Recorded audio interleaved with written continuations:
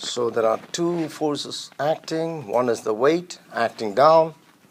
The second is the normal force acting up. They must be equal to each other. Now the weight is mg. 20 times 9.8, 196. I'm letting you go ahead. 196 Newton. Therefore the normal force minus the weight is 0 because it's not moving. Therefore they're equal.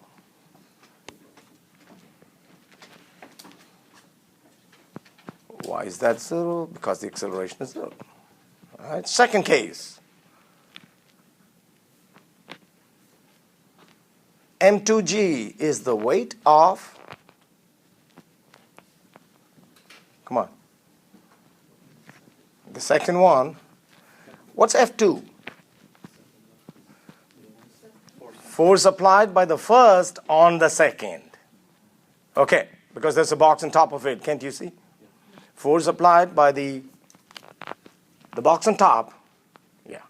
And what's the other one? Okay, that's why I called it F21. Hold on a second. How do you read F21? Force applied on 2 by 1, isn't it? Okay. And Fn is the normal force. Now those are the three forces acting on the box at the bottom. Now let's look at the forces acting on the box at the top. There are only two forces there.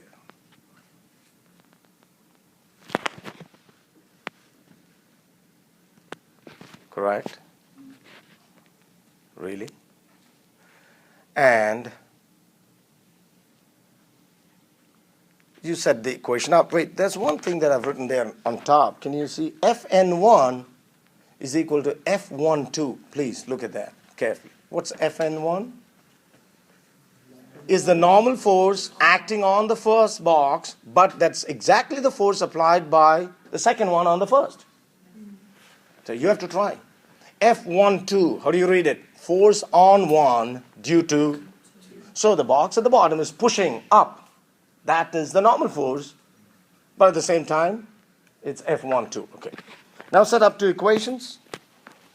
Fn1 minus m1g is 0 because both are not moving, isn't it? So Fn1 is equal to mg. You can't see that. That's 98. Okay. Fn1 is equal to mg is equal to 98. That's what I've written. Where did I get the 98 from? Doesn't it say it's 10 kilograms? Yeah.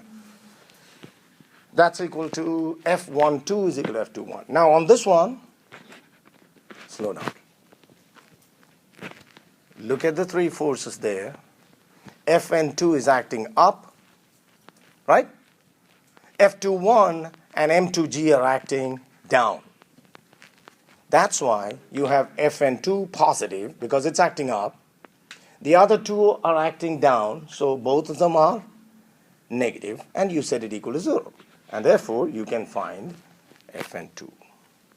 M2g is 196 because I think that's a 20 kilogram box, isn't it? Plus 98. Where did you get the 98 from? Yeah, from that one. So add them up. You got 294 newtons. Hold on a second.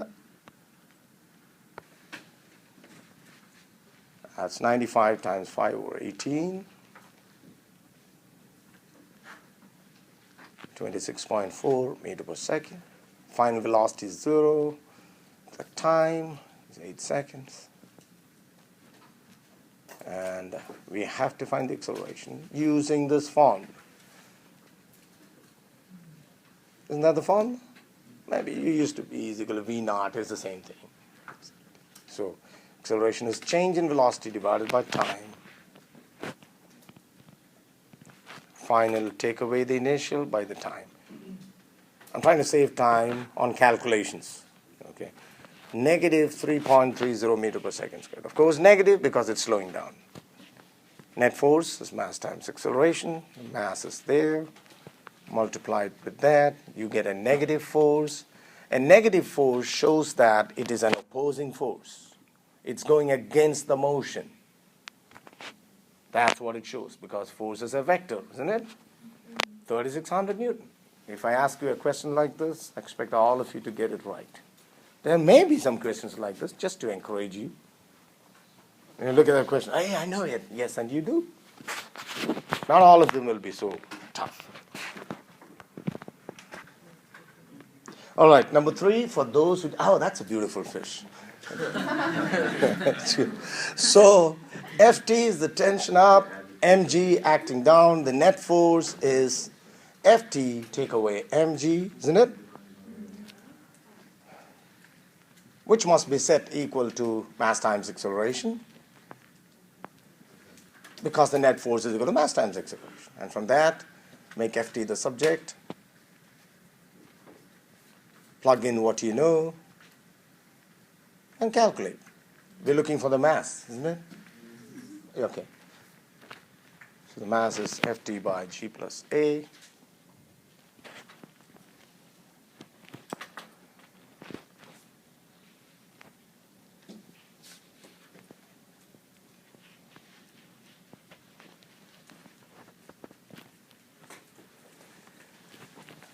And the mass of the fish is 1.79 kilograms. All right, number 4. You have to find the force. Wait. What is that?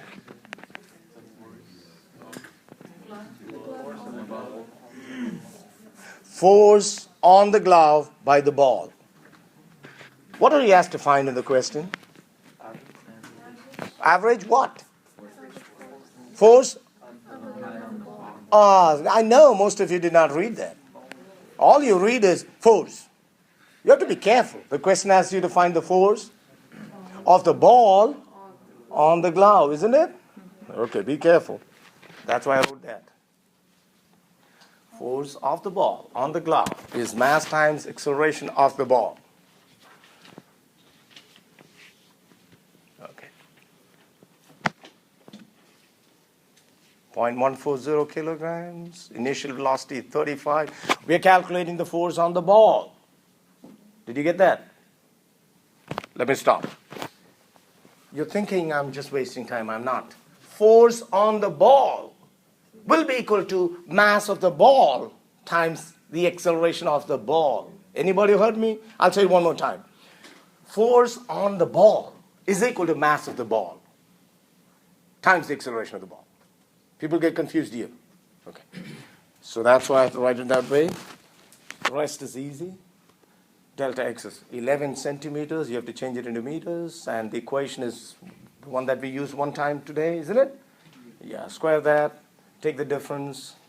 Square the velocities. Take the difference is equal to 2 times a times x. Find a from there.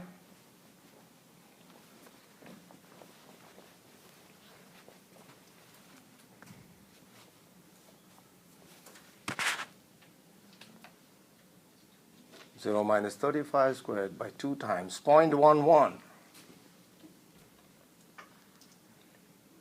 Is that what you got? Okay, it's a huge one. Yes, it is. Negative shows that it is slowing down. And then you take that, put it back into this, find the force on the ball. And now, because you're asked to find the other one, you would say that is 780 positive. Everybody got it? Okay. Yeah, you said delta y, so I just put it. Look, 3.9 meter. V1 is 0. V2 you have to find.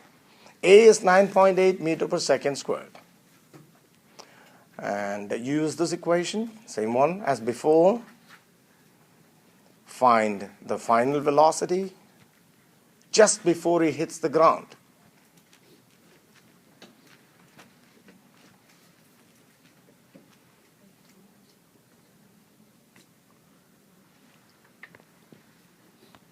Second case, after he hits the ground. He hits the ground with that velocity, 8.7, and quickly comes to a stop. Because he knows physics, he's moving his torso through 0.70 meter. You find the acceleration using the same equation.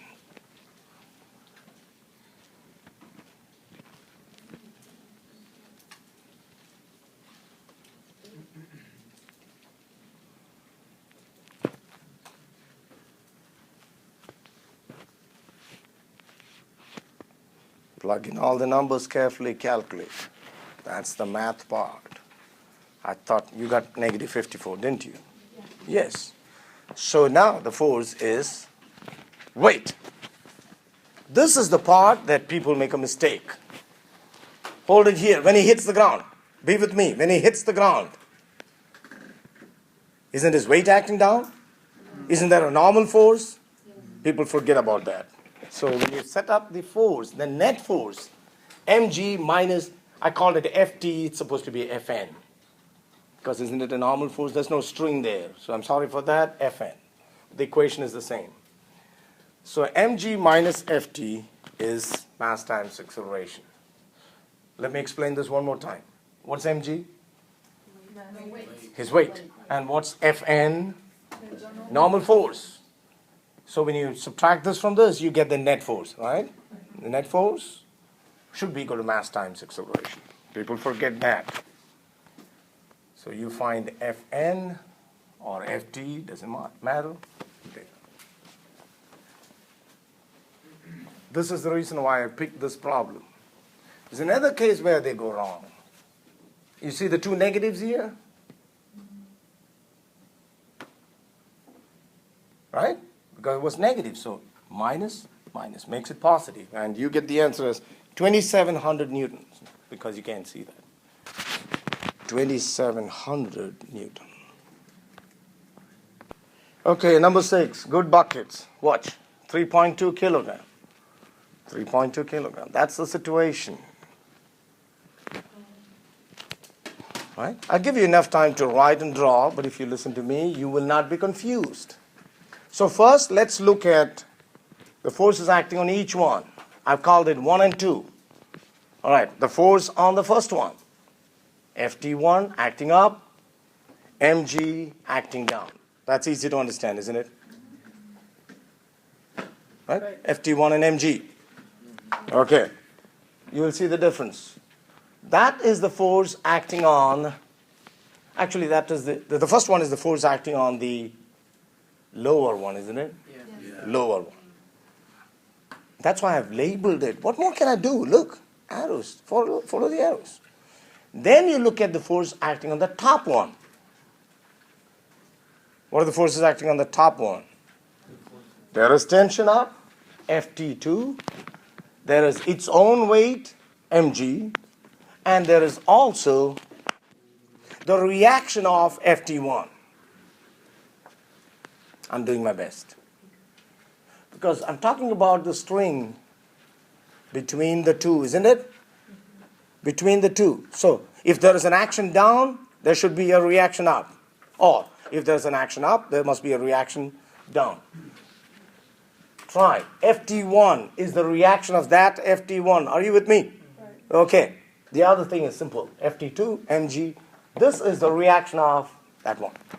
That's called the free body diagram. Now I'll give you time to draw that. So, net force. Ft1 minus mg is equal to 0. So Ft1 is equal to mg. 3.2 times 9.8.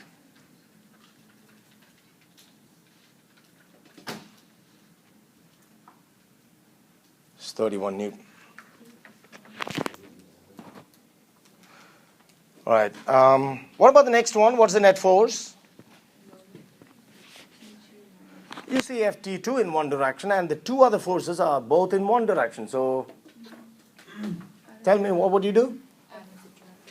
Yeah, add them and subtract, or write it as, which is the same thing, Ft2 minus Ft1 minus mg is equal to 0.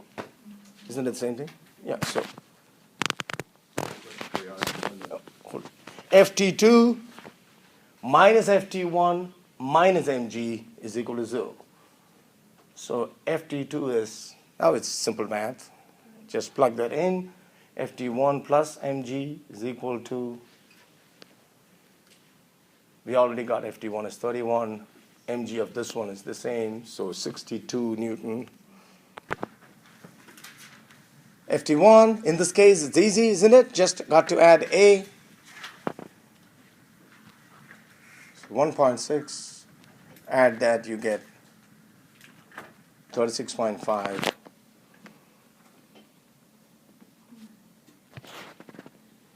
Ft2 is Ft1 plus. Same equations, except instead of 0, you're adding m times a. That's all.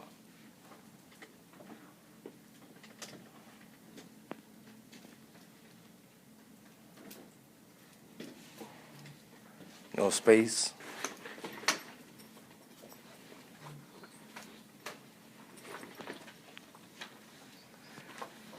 Definitely you expected the tension to go up, isn't it? Yeah, okay. Wow. Okay? That's great. That is. What are those two forces? The weight and the normal reaction, isn't it? Yes. Weight and the normal reaction. Can you just put Fn? Fp is force of the push. Fp. Fn is the normal reaction. Mg is the weight. I have included the force of friction without the formula. Wait. Hold on. Second. Friction is always opposite to the motion. Do you agree? Yes. What direction is this guy trying to move the... Therefore, friction will be opposite. Keep that in your mind. Friction is always, and write it down, because it depends. I mean, it's going to affect many problems. Friction is always opposite to the direction of motion. Okay. So that's why friction is that way. So that's A. That's the free body diagram. But when you write equations, so the net force along the x is Fp cos 45 minus force of friction. Okay, now you see that? Resolved forces. That's Fp sine theta. This is Fp cos theta. Okay. So that's along the x. Therefore, the force of friction is Fp cos 45. And that would be 88 cos 45. And that would be 62.2 Newton. So although the word friction came in, there was no particular formula about friction. Remember that. That's just friction is 62.2. And then when you take the forces along the y-axis, net force, normal force up, and then you have minus mg minus Fp sine 45, because it's also down. You need to be careful there. Did I make a mistake there? Fn up, mg is down, Fp sine 45 is also down, correct? Okay, so that is right. So therefore Fn is mg plus Fp sine 45. That's what I was telling you. When you push an object, the normal force increases, as you can see.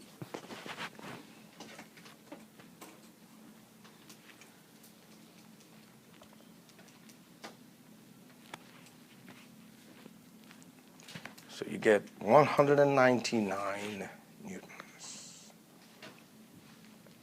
So that's A, B, C. I think that's a D part, isn't it? Yeah.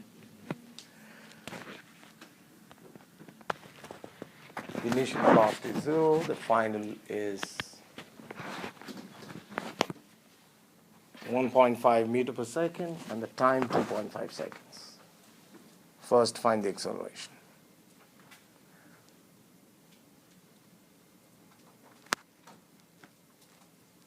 V2 is V1 plus AT. And so find the acceleration. What do you get? 0.6. Okay. 0.6 meter per second square. And then you take the forces along the x-axis, sigma fx. There is Fp cos 45, remember? Minus force of friction, which we found out, didn't we? Right. Is equal to mass times acceleration.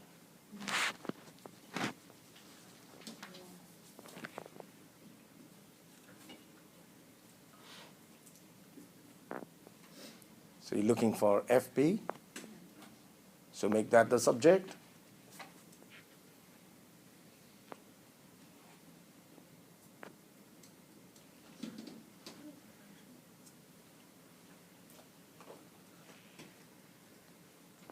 14 times 0.6, because that's the acceleration, divided by cos 45. 99.9 newtons. Okay, I got to say this again. I forgot to record my voice. Anyway, that's very clear. The horizontal force, set it equal to mass times acceleration and get the acceleration. In the second part, look at the second part. Time is given. What's the initial velocity? And the final. That's what you have to find, isn't it? Yeah. And you know the acceleration. So it's not a big deal now. It's not a big deal. Oh, was it 10.27? Yes. Okay, I changed that. 0 plus 10.27. You get the final velocity as 3.286 meter per second. Okay. That is question 9. Those are the forces that we talked about. Tension is resolved into two components, Ft cos and Ft sin.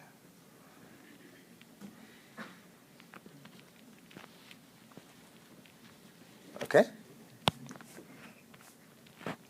Then find the acceleration like you did.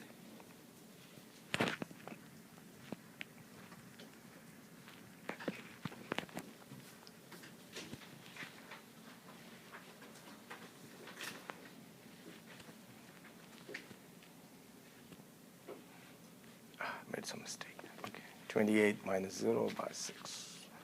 4.67 meter per second squared. All right. Now, sigma Fy, taking the forces along the y. There are only two forces, Ft cos theta and mg.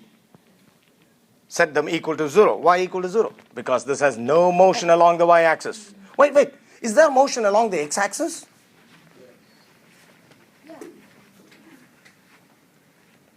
That's a crucial question that I asked you. Is there motion along the x-axis? No. There is no motion along the x-axis because we're thinking about the case when it has already stopped there. I know what you're thinking about. You're thinking about while it was accelerating. No, we're talking about it's here. So it's completely balanced along the y and along the x. Possibly that's what you're missing. In relation to the Earth, it's still stationary. It hasn't caught up to the car yet, right? You can take it that way, but keep it simple. We're talking about when it's just there, not while it's moving. Therefore, Ft cos theta is mg. I'm trying to make cos theta the subject, or maybe Ft. So you can do it in different ways. So now I see that I made Ft the subject and substituted into the other. The forces along the x-axis. Can somebody tell me the forces along the x? Because I really want to know. Minus what? Yeah, there's only Ft sine theta is equal to mass times acceleration. That's all. Ft sine theta is equal to mass times acceleration.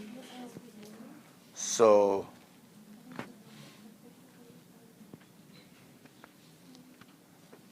now you know what I did. I substituted for Ft. Isn't it?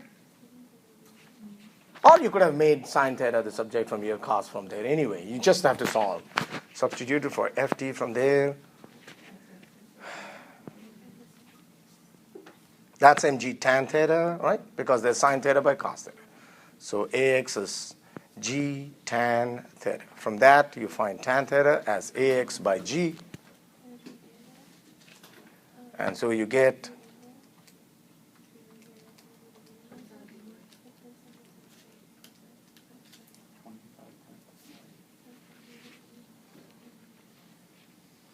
all right.